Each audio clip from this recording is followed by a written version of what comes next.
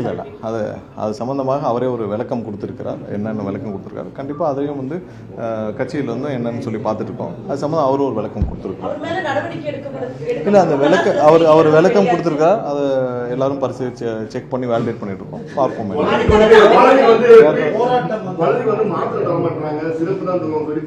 இல்லை இல்லை அது விமர்சனங்கள் எப்படி வேணாலும் வரலாம். பட் அவர் கொடுத்த விளக்கம், பட் அதையும் வந்து வேலிடேட் பண்ணிட்டு இருக்காங்க. வேலிடேட் பண்ணி என்னன்னு சொல்லிட்டு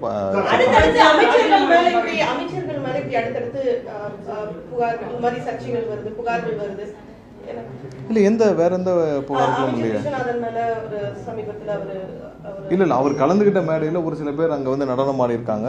ஸோ அது வந்து அவருடைய கவனத்திற்கும் இல்லாமல் திடீர்னு நடந்துச்சு. அவர் அதை இது பண்ணுங்க. ஸோ அதெல்லாம் வந்து அவரே அங்கே விளக்கம் கொடுத்துருக்கிறார். ஸோ என்னன்னா திடீர்னு ஒரு நிகழ்ச்சிகள் போகிறப்போ அங்கே நமக்கும் தெரியாமல் அந்த நிகழ்ச்சி ஏற்பாட்டாளர்கள் ஒரு சில விஷயத்தை அவங்க செஞ்சிருவாங்க. ஸோ அதை நம்ம தடுக்கக்கூடிய இடத்துல நம்ம இனிமேல் போகிற நிகழ்ச்சிகளில் நம்ம எப்படி நடந்துக்கணும், பொது நிகழ்ச்சிகள் எப்படி நடந்துக்கணும் நம்ம தான் பார்த்துக்கணும்.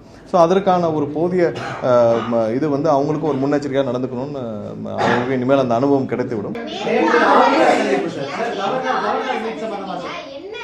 இல்லை ஆளுநர் சந்திப்பு மற்ற அலுவல் ரீதியாக இப்போ கவர்னருடைய மாளிகையோட இன்சார்ஜும் நான் தான். அலுவல் ரீதியாக மற்றபடி ஜெனரிக்காக அந்த கோர்ட் ஒர்க்கு அலுவல் ரீதியான சந்திப்பு தான், மரியாதை நிமித்தமான சந்திப்பு தான். அதுக்கும் எதுக்கும் சந்தேகம் இல்லை.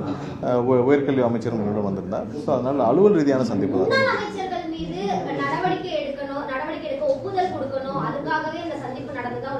இல்லை அதை நாங்கள் நேரடியாக அழுத்தம்லாம் கொடுக்க வேண்டாம். ஃபைல் போயிருக்கு, முடிவெடுக்க வேண்டியது அவருக்கு தெரியாதான். ஃபைல் அங்கே இருக்குது, முடிவெடுக்க வேண்டியது அவருடைய வேலை.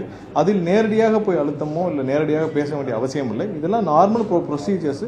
முடிவெடுக்காமல் இருப்பதற்கு என்ன காரணம்னு அவர் தான் விளக்கணும். ஸோ அதை போய் கேட்கக்கூடிய உரிமை எங்களுக்கு இல்லை. ஸோ அவங்க இல்லை இல்லை அது பொதுவான மரியாதை நிறுத்தமான சந்திப்பு. ஏன்னா கவர்னர் மாளிகையுடைய விஷயங்கள் இப்போ அடுத்து அசம்பிளி சம்மந்தப்பட்ட விஷயங்கள். ஸோ அது அந்த மாதிரியான விஷயங்கள் பொதுவான விஷயங்கள் இல்லை. அது சம்பந்தப்பட்ட விவரங்கள் விரைவாக அனைவரும் சேர்ந்து முடிவெடுத்து வெளியிடுவாங்க. வேற ஏதாவது கேள்வி?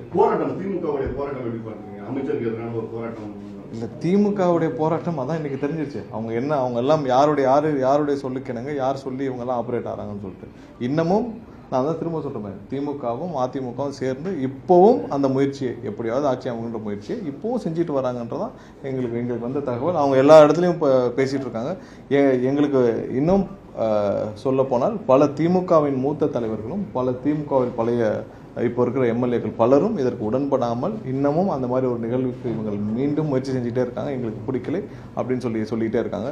இன்னும் எத்தனை பேர் இந்த மாதிரி திமுகவிலிருந்தும் வெளியேறாலும் தெரியல.